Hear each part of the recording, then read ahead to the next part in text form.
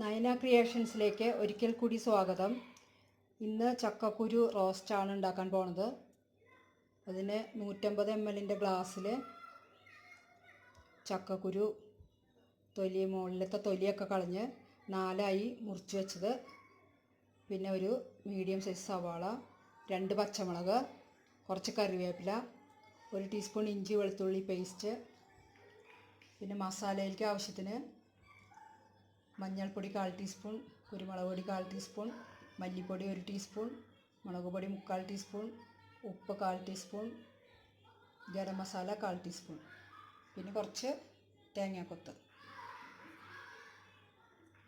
ആദ്യം തന്നെ ചക്കക്കുരു 1/4 ടീസ്പൂൺ മഞ്ഞൾപ്പൊടിയും 1/4 ടീസ്പൂൺ ഉപ്പും കൂടിയിട്ട് കുക്കറിൽ വേവിച്ചെടുക്കാം. നന്നായി വേവണ ചക്കക്കുരു ആണെങ്കിൽ, എളുപ്പം വേവണതാണെങ്കിൽ നോർമലി വേവിച്ചാൽ മതി.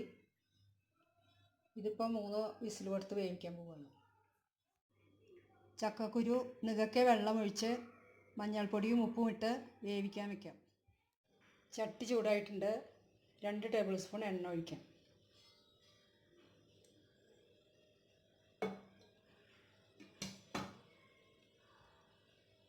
എണ്ണ ചൂടായി വന്നിട്ടുണ്ട്. വെളുത്തുള്ളി ഇഞ്ചി പേസ്റ്റ് ഇട്ട് കൊടുക്കാം.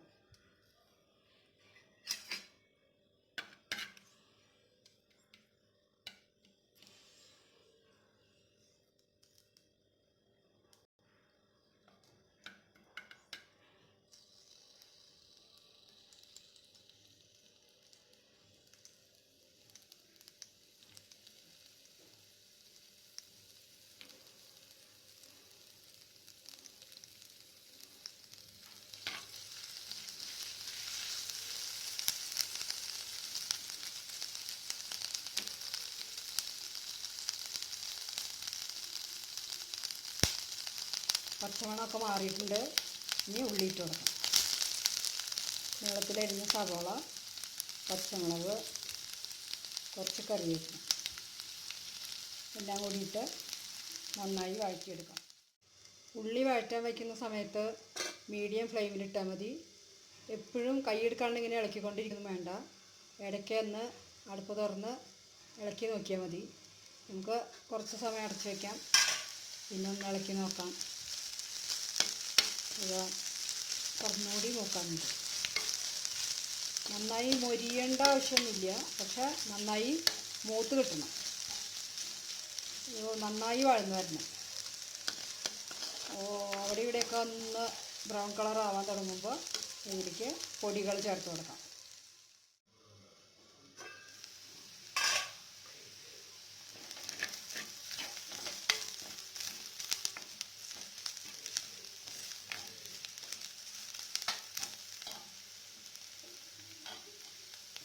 വഴന്ന് വന്നിട്ടുണ്ട്. ഇനി ഇതിലേക്ക് പൊടികൾ ചേർത്ത് കൊടുക്കാം.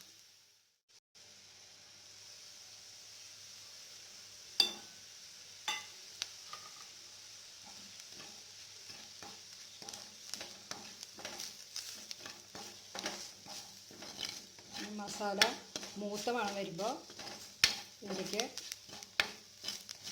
ചക്കക്കുരു വേവിക്കാൻ വെച്ചതിൽ കുറച്ച് വെള്ളമുണ്ട്, അത് ആദ്യം കുറച്ച് ഒഴിച്ചു കൊടുക്കാം. ചക്കക്കുരു വേവിച്ച വെള്ളമാണ് അതിലേക്ക് ചേർക്കാൻ പോകുന്നത്.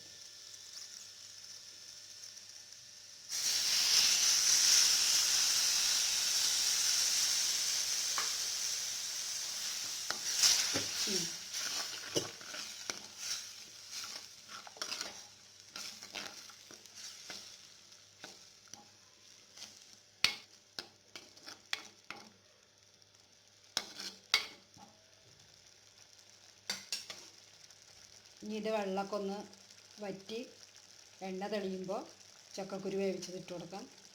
അതുവരെ മീഡിയം ഫ്ലെയിമിലിട്ട് അടച്ചു വയ്ക്കാം.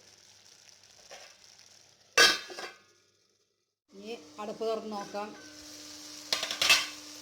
ഇപ്പോൾ വെള്ളമൊക്കെ വറ്റി സവാളയൊക്കെ നന്നായി മസാലയിൽ കിടന്ന് വെന്തിട്ടുണ്ട്. ഇനി ഇതിലേക്ക് തേങ്ങ കൊത്തിട്ട് കൊടുക്കാം.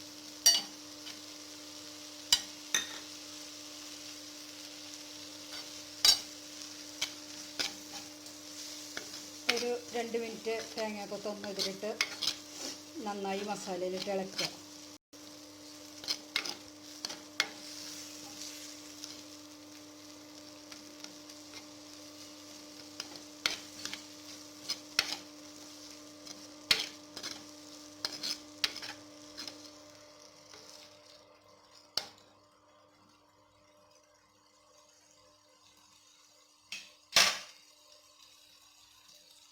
ഇനി ചക്കക്കുരു വേവിച്ചത് ബാക്കി വെള്ളത്തോടു കൂടി ഇതിലേക്ക് ഒഴിച്ചു കൊടുക്കാം.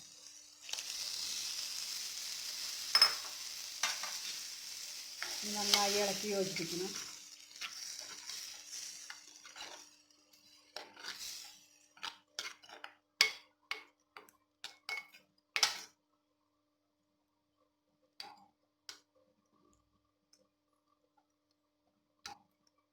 ഇനി ഇതൊരു 2-3 മിനിറ്റ് സമയം അടച്ചു വെച്ച് വേവിക്കാം.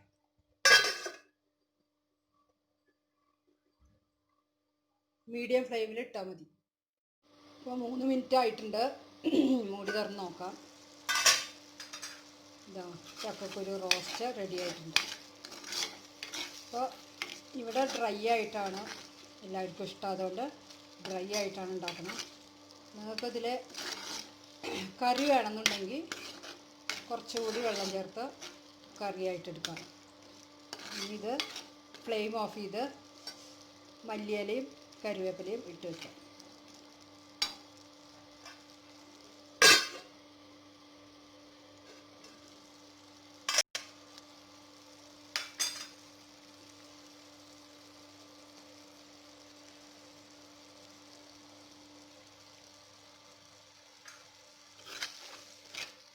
മല്ലിയിലയും കറിവേപ്പിലയും ഇട്ട് ഒന്നുകൂടി ഇളക്കി ഫ്ലെയിം ഓഫ് ചെയ്ത് മൂടി വയ്ക്കാം.